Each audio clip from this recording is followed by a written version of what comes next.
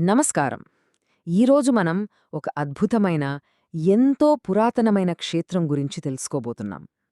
ఆంధ్రప్రదేశ్లోని శ్రీకాకుళం జిల్లా గార మండలంలో ఉన్న ఈ ఆధ్యాత్మిక కేంద్రం గురించి వింటే మీరు ఖచ్చితంగా ఆశ్చర్యపోతారు. రండి, మన ఈనాటి క్షేత్ర పరిచయ విశ్లేషణను మొదలుపెడదాం. ఒక ఆసక్తికరమైన ప్రశ్నతో మనం ఈరోజు అంశంలోకి వెళ్దాం. తిరుమల కొండపై కొలువైన ఆ శ్రీవారిని దర్శించుకోవాలని ఎవరికి మాత్రం ఉండదు చెప్పండి. కాని అందరికీ అంత దూరం వెళ్లే అవకాశం ఉండకపోవచ్చు. మరి అలా తిరుమలకు వెళ్లలేని భక్తులకు అచ్చం ఆ తిరుమల శ్రీవారి దర్శన భాగ్యం, ఆయన కృప దొరికే వేరే ఆలయమేదైనా ఉందా? అవును, నిజంగానే ఉందండి.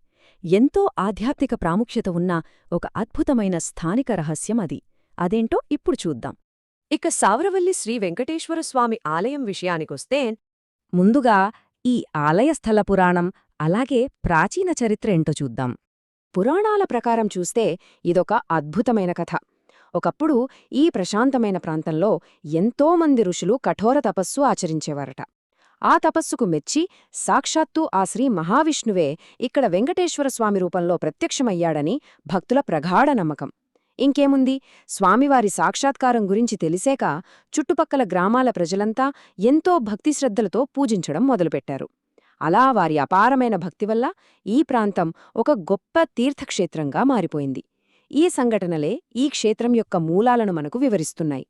అయితే దీనిని చిన్న తిరుపతి అని ఎందుకు అంటారో తెలుసా? మనందరికీ తెలుసు, ఆర్థిక లేదా ఆరోగ్య కారణాల వల్ల అంత దూరం ప్రయాణించి తిరుమల వెళ్లలేని భక్తులు ఎంతోమందుంటారు కదా. సరిగ్గా అలాంటి భక్తుల కోసమే ఇక్కడి సావరవిల్లి స్వామివారున్నారని నమ్ముతారు.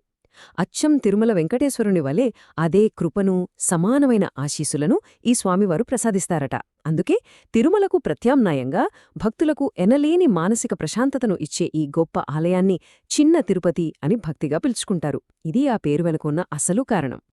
ఇక ఈ ఆలయ ప్రత్యేకతలు, ఇక్కడ జరిగే ఘనమైన ఉత్సవాల గురించి మాట్లాడుకుందాం. ఇక్కడికి వెళ్లగానే ముందుగా మనల్ని ఆకర్షించేది దేదీప్యమానంగా వెలుగొందే స్వామివారి విగ్రహం. ఆ రూపం నిజంగా మనల్ని మంత్రముగ్ధుల్ని చేస్తుంది. దానికి తోడు ఆలయం చుట్టూ ఉండే ప్రశాంతమైన ప్రకృతి వాతావరణం మనస్సుకి ఎంతో హాయినిస్తుంది.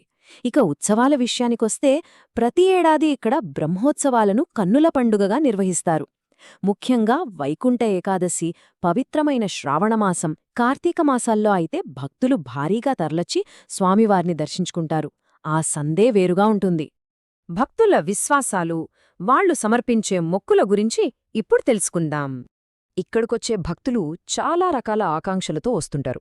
కుటుంబ శాంతి కావాలనో, అనారోగ్య సమస్యల నుండి విముక్తి కోసమో, లేదా పిల్లల ఉన్నత విద్య, మంచి ఉద్యోగం లాంటి కోరికలతోనో స్వామివారిని వేడుకుంటారు.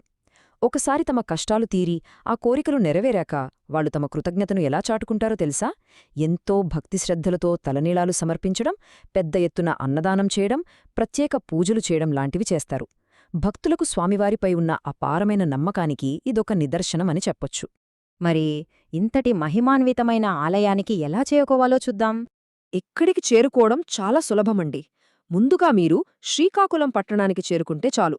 అక్కడికి అతి సమీపంలోనే ఈ సావరవిల్లి గ్రామముంటుంది. రోడ్డు మార్గం కూడా చాలా బాగుంటుంది కాబట్టి ప్రయాణం ఎంతో సౌకర్యంగా ఉంటుంది.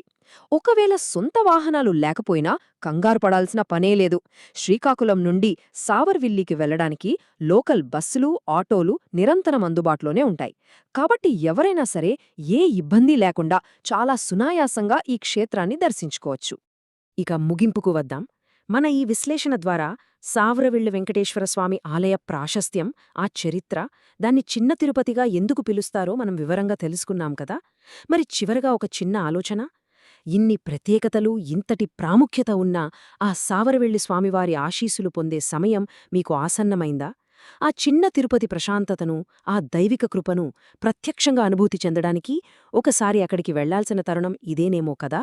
ఆలోచించండి. ఈ అద్భుతమైన భావనతో ఈనాటి మన క్షేత్ర పరిచయ విశ్లేషణను ఇక్కడితో ముగిద్దాం. ధన్యవాదాలు.